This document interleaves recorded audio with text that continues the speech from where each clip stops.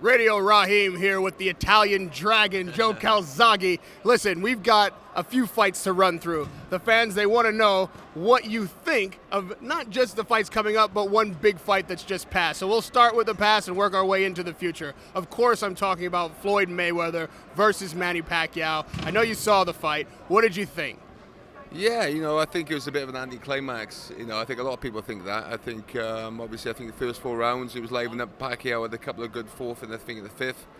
But he just let, Mayweather dictate the pace, and that's why he's a great fighter. He's an expert of timing, movement. He's very elusive, very, very hard to catch Floyd clean and with combinations. And, he makes fights look easy, So, I know for the boxing purists probably appreciate the fight, but I didn't expect it to be a slugfest, to be honest, and I think a lot of people didn't. But that's why Floyd Mayweather's undefeated. He's a hard man to catch. Now we know that Manny Pacquiao said he had a shoulder injury, either going into the fight or during the 4th round. What did you think about that reason for his inactivity, and is that a good excuse really to lose a fight? Well, at the end of the day, I know there's a lot of money on the fight.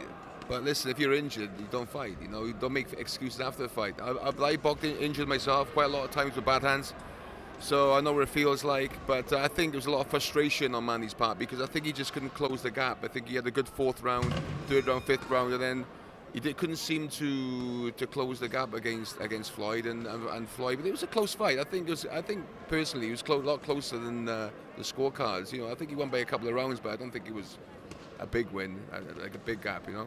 Now, a guy who styles himself after Floyd Mayweather, he's got a fight coming up here real soon. His name is Adrien Broner. He's fighting a slugger in Shawn Porter. How do you see that fight turning out? I think that's interesting. I think, Shawn Porter, he had a close fight with Calzaghe for the title. He's strong. And I remember watching Broner against Madonna, and he roughed him up big time. So Porter's probably going to look at that and try to get inside. He's a bit brash, a bit cocky, so he's going to look to get inside and try and rough Broner up. And Broner's a tough, strong guy, so I'd probably edge it for for Porter. I'd probably edge it for Porter.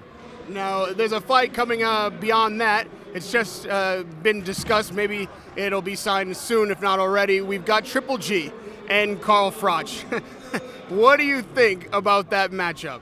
Do you know what? That's a tough one. Obviously, Triple G's got massive, punching power.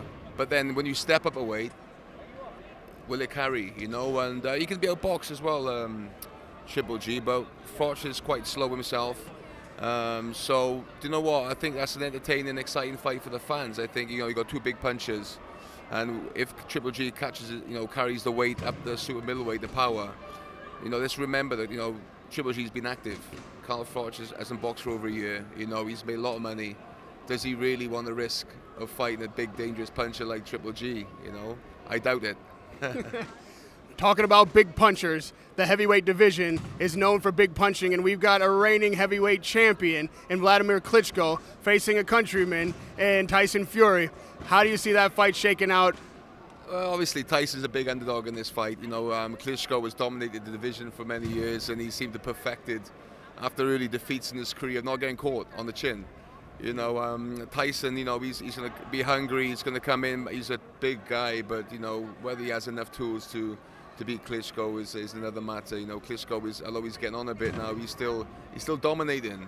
He's still dominating. So, I want to see him in a fight, and I hope Tyson Fury can put him in a battle and, land a few shots on him.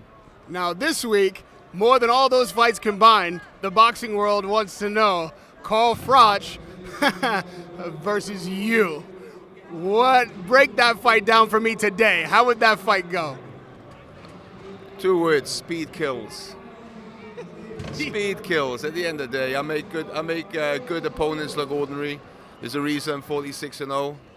I'm retired with undisputed super middleweight champion, Ring Magazine light heavyweight champion. Enough said. So even today, Joe Calzaghe would make Froch number 47. Yes. Thank you for the time, Joe. It's a pleasure, sir. Radio Raheem with the Italian Dragon, Joe Calzaghe.